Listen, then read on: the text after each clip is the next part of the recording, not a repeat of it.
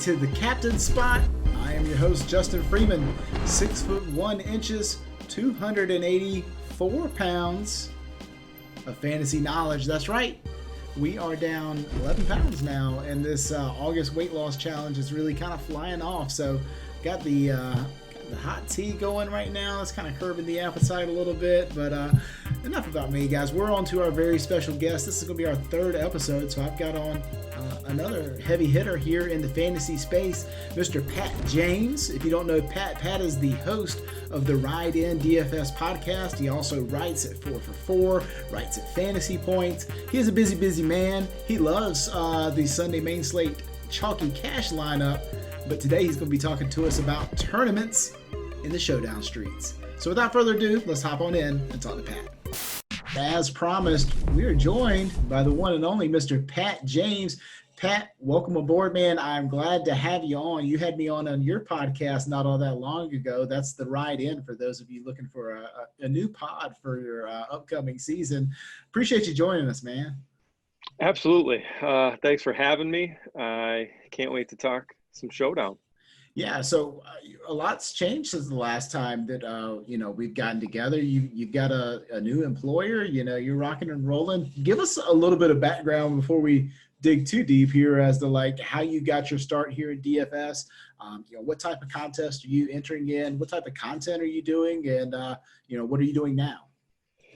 Yeah, so my start in fantasy was a mom and pop website that I started with my buddy who was real good on back end stuff, and it was called Fantasy Council. I think we started it in 2012, and it really, we never put it behind a paywall or anything. It was free for 2 years. We did stuff. That's Fantasy Counselor? No. Okay. Let's say this is some pretty deep waters we're talking about here. Yeah. Council, COUNCIL. I didn't know if you were a pioneer. I didn't know if you had a double life going on or something like that. Doubling. Yeah, but I'll tell you what. One of the guys that we used to always have on our show called himself the Fantasy Counselor, and his name was Todd. It wasn't the guy that is the Fantasy Counselor now, but there can only be one.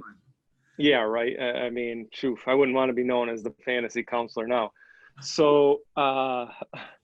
So basically from there, that kind of got me noticed by some places that I think my first writing gig paid was Sigmund Bloom Football Guys. I broke down tape behind the scenes I have a little bit of football background, and so I was doing that kind of thing at first. And then I got into college football DFS, NFL DFS, and I wrote for pretty much every site you could think of: Roto Grinders, 4for4, Fantasy, just that pretty much. There's probably 10 to 15, but right now I'm at 4for4. I still do their main DK slate breakdown, and I'm also going to be doing Showdown for FantasyPts, which is a new venture from Scott Barrett and Joe Dolan and Scott Hansen, those guys.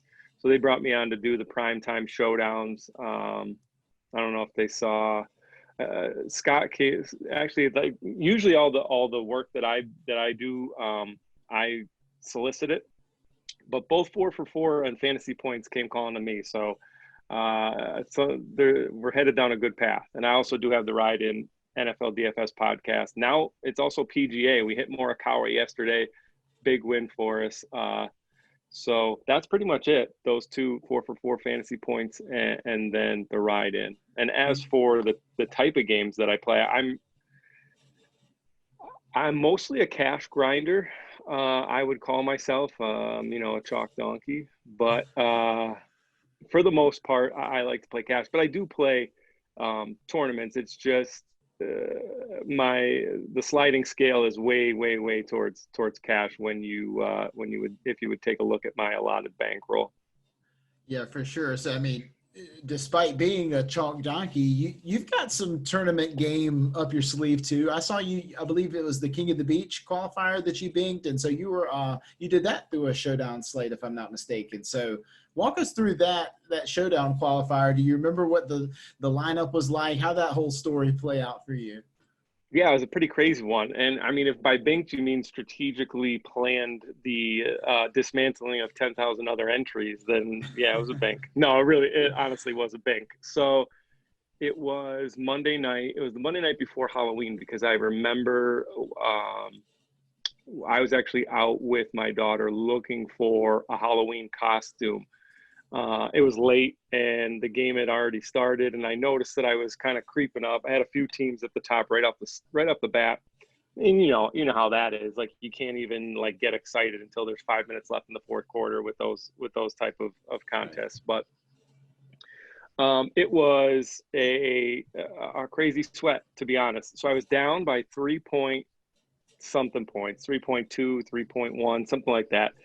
And the Steelers were in field goal range, and they run about the 20-yard line. So it would be a 37-yard field goal. Only 3 points, wouldn't have put me over. But on third down, they actually threw a pitch to James Conner. He lost 4 yards, which put me down by 3.7 or 3.8 or something like that. But it made the field goal worth 4 because they got into the 40s there. And Boswell sank it, and the rest is history. And that was like there was only like a minute left, and then there was basically just like couple garbage snaps that didn't really matter. But the captain was Juju, and then I had Deontay Johnson was on that lineup.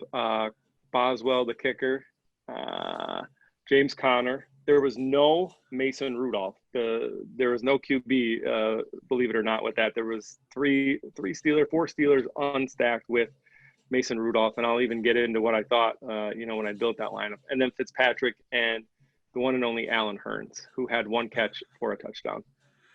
Made it count. That's what it's all about. Well, cool, man. That's Yeah. awesome. I'm glad it worked out. That is among the best feelings in the world when you can get the extra yardage you need for that kicker. Like it's third down. You're praying for a sack. You're praying for a hold or something like that to set up a long field goal. So I'm glad it worked out. It seems to almost always go the other way, the way you don't want it to go. So I'm glad that worked out. Now I'm not sure what FanDuel and DraftKings are planning on doing about like live finals types events this year. I assume it won't be anything really significant around the word live. Maybe they'll have some large, entry fee tournament qualifier type things, but they may actually be doing something around the Super Bowl if the Super Bowl can accommodate fans by February. But like, is qualifying for another one of those events something that you're, setting as a goal for this year?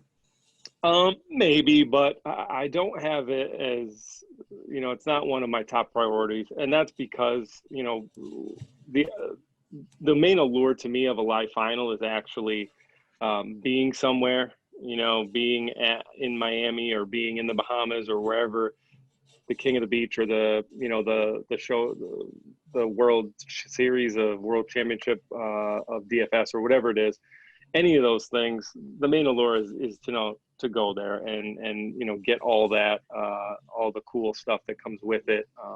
So probably not, to be honest. And I'll be honest, I really don't chase Qs much at all. I think I only, despite qualifying for the King of the Beach last year, I think I only had like $200 in entries total on the year. Yeah, it was. And you definitely ran really good there then, because it can be such a bankroll suck to chase qualifiers. Yeah, that's for sure. Ran pure for sure. Yeah. Well, cool. Well, I'm glad to hear you're going to be doing sort of showdown content for Fantasy Points, because that's what we'll be doing here on this podcast as well. And YouTube channel is going slate by slate, game by game, and looking at the island games each and every week. So we'll have at least 3 shows going for that. So we'll have to have you back to break down one of those slates a little bit later in the season. But yeah, that's awesome. Yeah. So, obviously you say you prefer kind of grinding cash, and I think there's a lot of different ways that you can be a profitable cash game player, especially on like a full 9-man slate, your traditional Sunday slate guys.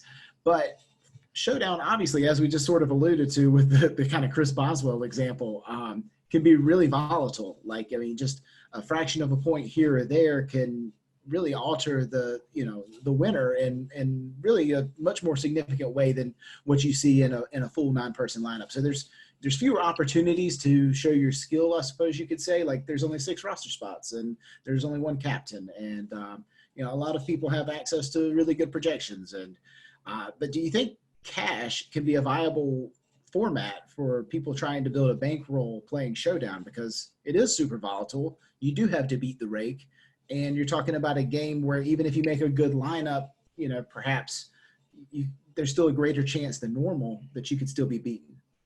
Yeah, you said it. I wouldn't recommend anybody played cash. And, the correlation in a 1-game contest is off the charts, right? I mean, in a nine-man roster over 10 or 12 games on a main slate, you can whiff here, you can whiff there, and, still be in the cash line easily. On a game that the correlation is in a 1-game sample like that, the correlation is just too high, and that makes the lineup too volatile, that's for sure. And you basically hit the nail on the head there.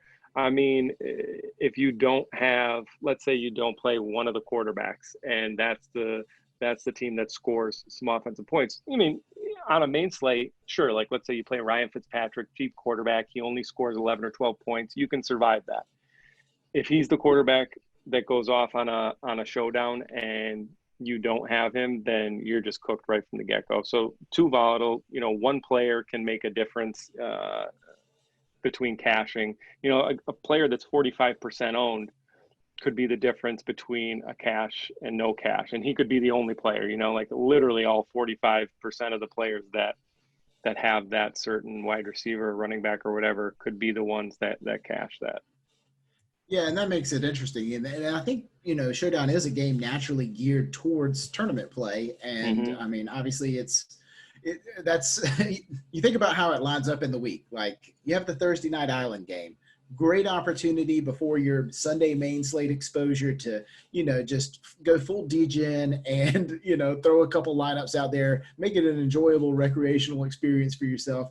And then the same thing is kind of true for Sunday night, Monday night. Like they don't conflict with the main slate. And, maybe they can kind of tag team along with your season long leagues or whatever, but they really sort of set themselves up for, this tournament based format, which means that, we have to kind of shift into a GPP mindset, which is a little bit different than the cash one. So when you're building your lineups, are you hand building or are you optimizing based on projections, or what's your general process? Because, I think one thing we should talk about for sure is the role of projections in Showdown DFS, because we know that, a projection sort of represents a median outcome, and, we don't get a large number of samples over the course of a single Showdown slate. We get one time. And so, picking and choosing correlation plays might make more sense than the projection. So walk me through your process and, what does projections mean to you, and how are you actually building your lineups?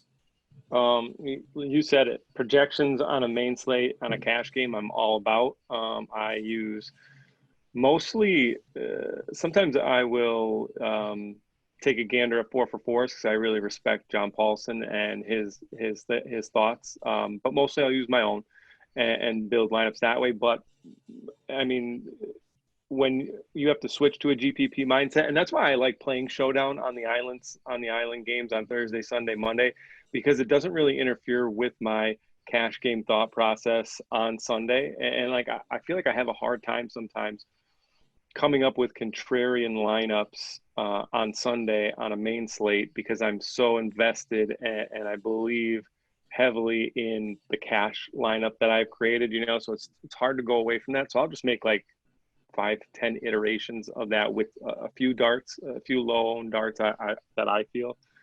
But for my process on Showdowns, I only go to about 30 lineups. I'll hand build 20 to 30. If I don't have time, I will generate them. The one that I won, the King of the Beach, was a generated. It was generated from 4for4's Showdown tool, but I will mostly hand build them, to be honest. I like to pick some type of game script that I think, and then build around a captain, usually correlating the captain with what I think will happen, and if the captain does well, how does that affect the rest of the lineup? Yeah, and I think that's sort of like a really kind of cliche thing that's popped up around Showdown, which is your lineup should tell a story, right? And so if you're hand building, I think, that sounds like something you're focusing on, and that's how you're getting your correlation in there. Yeah. So for instance, like the lineup with Juju as the captain, Deontay Johnson, James Conner, Chris Boswell, and then Ryan Fitzpatrick and Alan Hearns. The reason that I didn't have, I thought that the Steelers would move the ball. And in this particular lineup, like you can create different ideas or different game flows for each lineup. But the thought process behind that lineup was I thought that the Steelers were going to move the ball. But Mason Rudolph had been struggling pretty heavily in the red zone. It might even have been Duck Hodges at that point. I can't even remember which one of those bums it was. But so I basically geared it around moving the ball, but stalling in the red zone. Hopefully Boswell kicks a few field goals. It happened that way, but both Deontay Johnson and Juju scored touchdowns. It just worked out that, with the salary, it wasn't the optimal lineup to have Mason Rudolph in there, because I think Fitzpatrick did outscore him. And then like Alan Hearns was like $200 and he caught one pass for a touchdown. So like all those things kind of came together, but that was the story that I told myself for that lineup. Yeah, and a lot of people really have a hard time imagining playing a tournament lineup without a quarterback in it or without both quarterbacks in it. And I think people would be surprised at how often it pays off to not have that, especially when you figure in the leverage on top of that, because everybody feels really safe by having two quarterbacks in their lineup. It's just it's kind of a really comforting feeling. And you throw one in the captain, you feel even more comfortable about your min cash odds or whatever. But still, like, you got to be thinking in terms of combos of players, and every single tweak you make is going to affect somewhere else in your lineup. It's going to affect the available cash you have to do something somewhere else. Now, what matters the most to you when you're building your lineups? Are you checking the Vegas totals? Are you really trying to emphasize unique lineups? Are you looking at defense versus position? Like, what types of things are going into that sort of individual lineup construction? All of that to a degree, but uniqueness and correlation for the most part. So, being that it's only one game, you have to build in correlation and you have to be unique, because on a main slate, and I know I keep going back to the main slate, but it's the best way that I can use it as an example to kind of, show the contrasting styles. On the main slate, if you leave $100 on the table, or you have like a 5% owned guy or a couple of 8% owned guys, you're probably going to be unique. You could even, I did some Millionaire Maker research. Half the teams over the last 3 years have zeroed out the cap and have not been duped. So you're pretty much in the clear as long as you don't like pick the 9 chalkiest guys on a main slate. But at the same time, on a showdown slate, there are obviously very few options and very few viable players to pick from. I mean, we're talking about between the quarterbacks, the running backs, the wide receivers, kickers, defense, tight end on 2 teams. You're talking about maybe like 11 or 12 viable guys. So you really have to be unique. So the 2 things that I prioritize is correlation, choosing a captain based on a game script and going from there as to how I think that's going to play out. And then making sure that I'm unique, and we could, I guess, touch on how to be unique in a little bit. Yeah, well, let's jump into that captain part first, because I think that's really interesting, and I think a lot of people, as they are, trying to figure out how to start their lineup, they'll start with the captain spot. Okay, I look at this list of players. Which one of these guys do I want to throw into the driver's seat? Do you think that's a proper way to approach this? Are you drawn towards certain positions there, or do you kind of look at things a bit more holistically? Yeah, so I think, as you said before, quarterback is vastly overused in the captain slot by a large margin, because the way DraftKings scoring sets up, it favors a wide receiver 1 or wide receiver 2 to go off with the points and the bonus at 100 yards, and also pass catching running backs. So most of the time, like maybe 70 to 80% of my lineups, depending on the teams, depending on the game, I will gear towards wide receivers, just towards pass catchers, right? Because A lot of times you'll see quarterbacks in the captain slot, and what has to happen for them to be a captain is they really have to spread the ball out, right? So, Patrick Mahomes can be the captain. I'm not saying quarterbacks aren't in the optimal captain lineup, because they do end up in the optimal captain lineup, but you just have to make sure that your lineup correlates well around the quarterback. So if you think Mahomes is going to blow up, but everything is going to go to, Tyreek Hill with a little bit to everybody else, you're much more, it would behoove you to put Tyreek Hill in the captain because of the way scoring works, right? Mahomes goes for 303. That's 27 points with the 300-yard bonus. Tyreek Hill goes for, 10 for 101.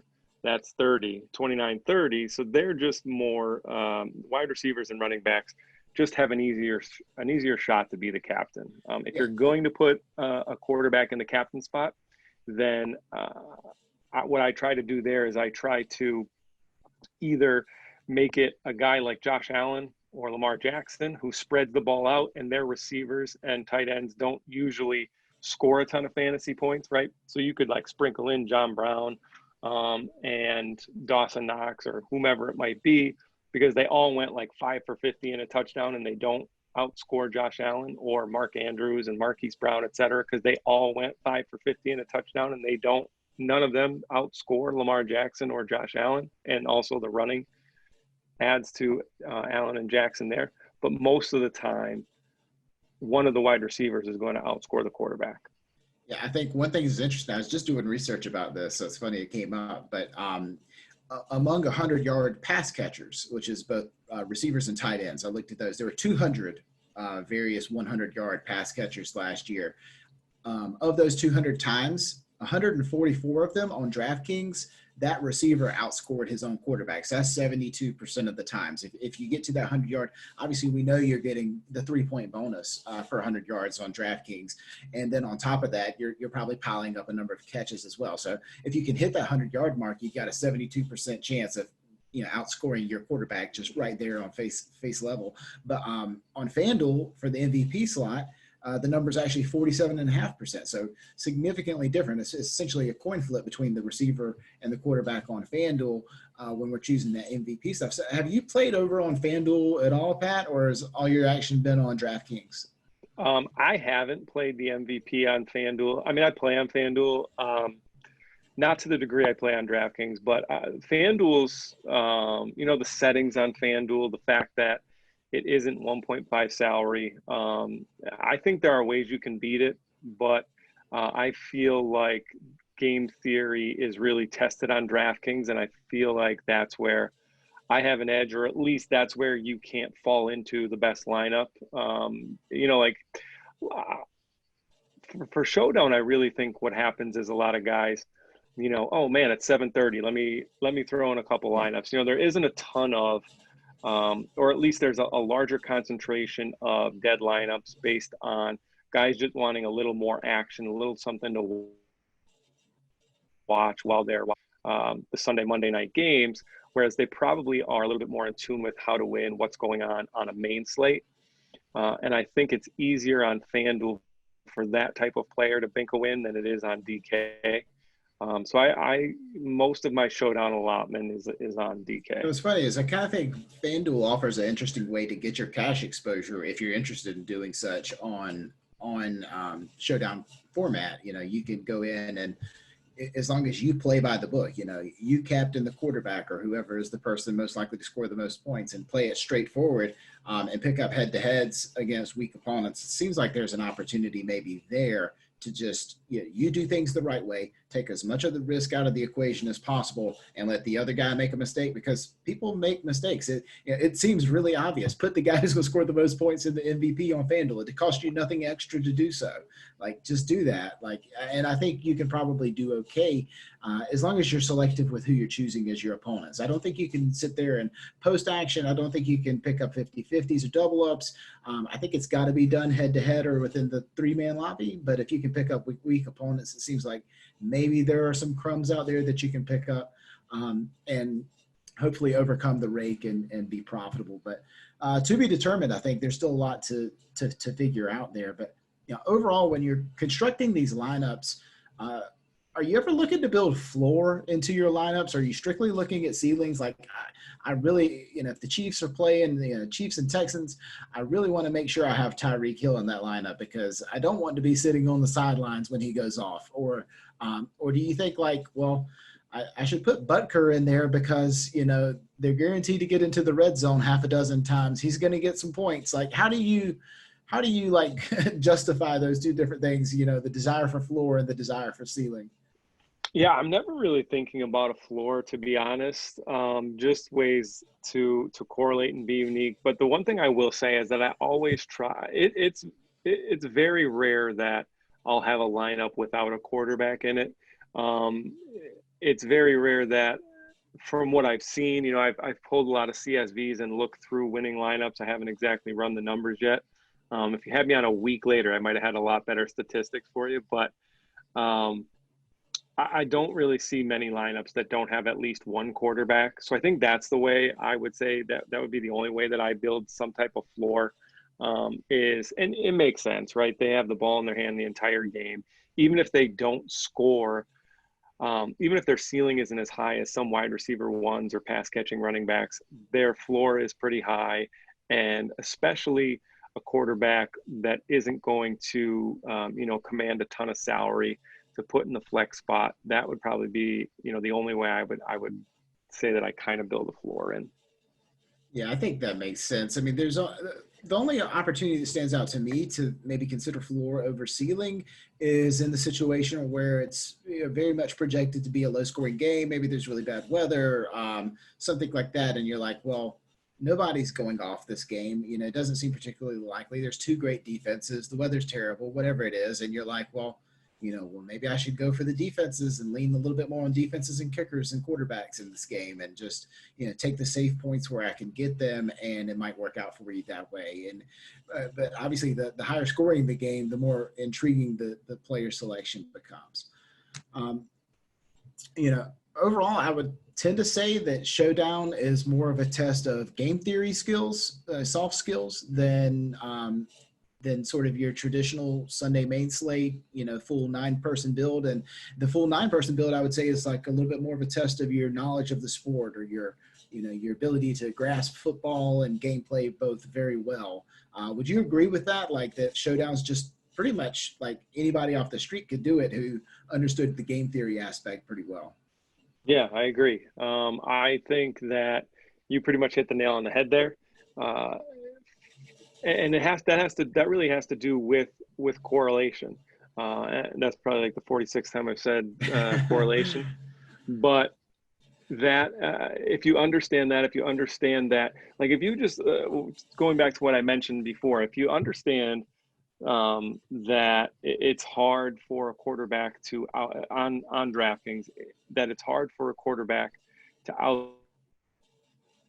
outscore his wide receiver unless he spreads the ball around. Well, then you're set up there. So even if you do use the quarterback and the captain, which make sure that you have maybe 2 or 3 of his pass catchers instead of just one, because that probably means if the quarterback goes off and he's the captain, probably means that like 3 different players caught a touchdown. So just knowing they probably those had good but not great things, games, right? Correct. Yeah. So exactly. So if you just know those little nuances of building a lineup and how not to, like, and don't get me wrong, like you see some lineups win these showdown slates and you think, oh my goodness, he rostered the Jaguars defense and he has, he has the Jaguars and the captain, but he has Deshaun Watson, DeAndre Hopkins, and Will Fuller in the flex. How did that happen? Well, Deshaun Watson just so happened to sack fumble in the end zone or something, like things like there are luck box things that happen like that. Not everything is like perfectly correlated, but you have a lot more live lineups if things go your way, if you know the game theory aspect of it.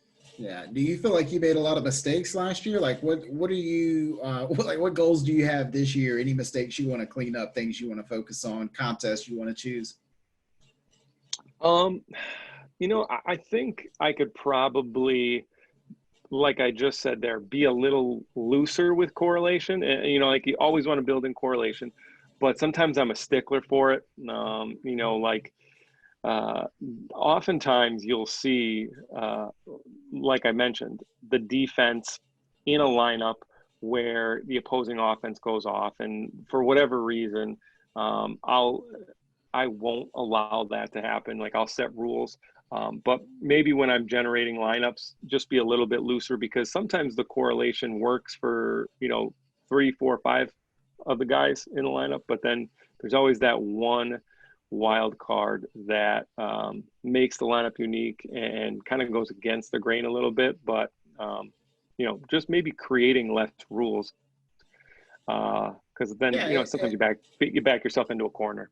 Yeah, and Leone and I were talking something about that too. Like, just because two players might be correlated with one another doesn't mean that's like a 100% of the time thing, that they both exceed and they both do not exceed expectation at the same game every game. Like, if you, it's not out of the realm of possibility that a quarterback and his own running back can both have very good games in the same time.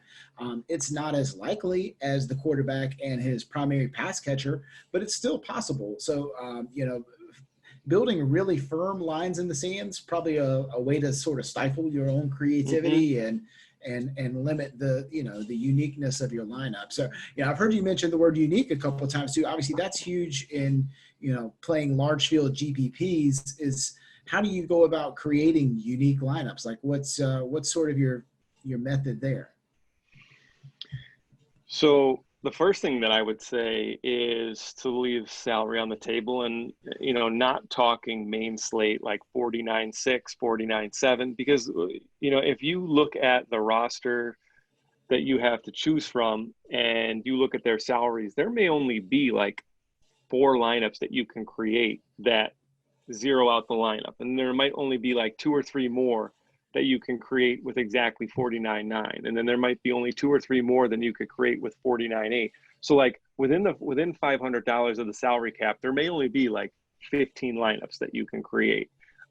So what I would say is like set the top range. That's what I do. I set the top range at like 49.5, and then I set the bottom range at, depending on who or what the salaries look like. Like sometimes there might be a ton of low salary guys that I like. I'll set the salary min to, as low as 46.5, 4,700.